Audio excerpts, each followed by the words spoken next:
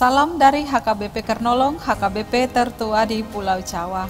Bapak Ibu Saudara yang terkasih, sebelum kita memasuki peraduan malam, marilah kita mendengar firman Tuhan, kita berdoa.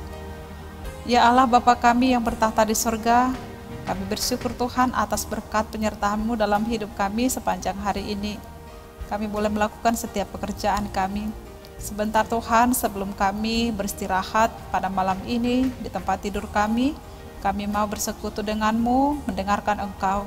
Berkatilah kami dan ajar kami untuk dapat mengerti akan kehendak firman-Mu dalam hidup kami. Berfirmanlah Kau Tuhan, sebab kami siap mendengarkan. Dalam nama Tuhan Yesus kami berdoa. Amin. Firman Tuhan renungan bagi kita pada malam ini dari Markus 10 ayat 13 hingga 16 dan ayat pembimbing renungan ayat 15. Begini firman Tuhan. Aku berkata kepadamu, sesungguhnya barang siapa tidak menyambut kerajaan Allah seperti seorang anak kecil, ia tidak akan masuk ke dalamnya. Demikian firman Tuhan. Anak-anak berhak atas kabar keselamatan.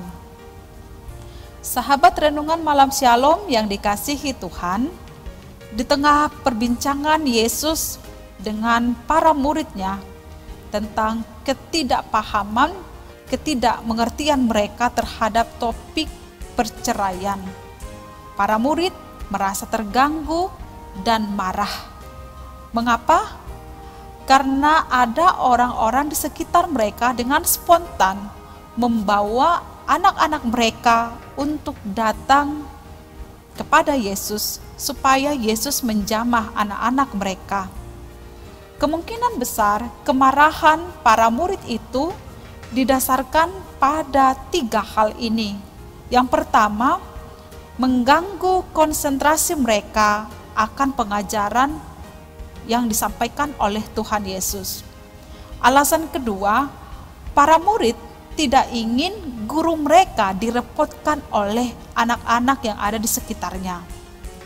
Alasan ketiga, sebagai suatu tradisi di tengah-tengah agama Yahudi, di mana anak-anak sama sekali tidak ada harganya, termasuk tidak memiliki hak menjadi anak-anak Allah, tidak berhak mendapatkan keselamatan yang daripada Allah. Oleh sebab itu, pemahaman akan ketiga inilah yang Yesus jadikan senjata untuk mengubah pandangan para murid-murid tersebut, atau mungkin pemahaman yang diterima oleh orang-orang di sekitarnya. Jika para murid marah melihat orang-orang yang mengantarkan anak-anak kepada Yesus, maka Yesus pun marah. Tetapi kemarahan Yesus itu tidak tertuju kepada anak-anak itu, melainkan kepada tindakan para murid yang telah menghalangi atau menolak anak-anak untuk datang kepada Yesus.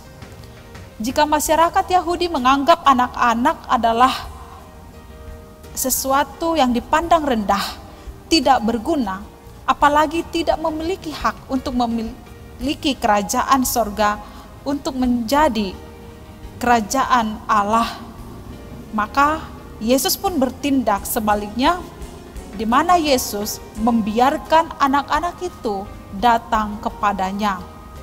Yesus menjelaskan bahwa kerajaan sorga justru tersedia bagi yang kecil, bagi orang-orang yang terhina dan yang tidak berguna, dipandang rendah oleh orang-orang di sekitar.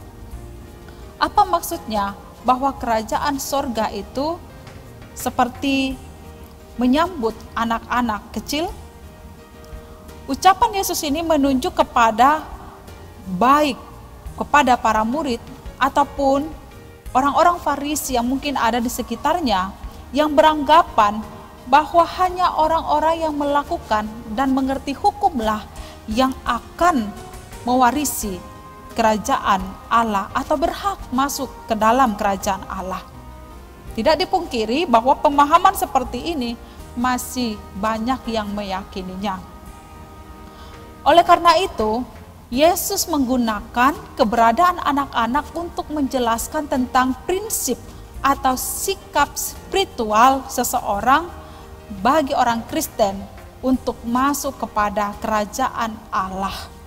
Yesus juga mengajak kita agar belajar dari anak-anak kecil, belajar dari kepolosan, belajar dari kesederhanaan dan kesetiaan yang dimiliki oleh anak-anak kecil ketika menyambut kerajaan Allah. Bapak Ibu Saudara yang terkasih, sepintas tentang anak-anak, di mana seorang anak atau anak-anak selalu merasa membutuhkan pertolongan daripada orang tuanya. Maka bila ia membutuhkan pertolongan dan perhatian, tanpa malu-malu mereka akan dengan segera berteriak meminta pertolongan dan perhatian tersebut dari orang tuanya. Inilah kualitas yang perlu ada dalam diri setiap orang, yang perlu ada dalam diri setiap orang Kristen yang memasuki kerajaan Allah.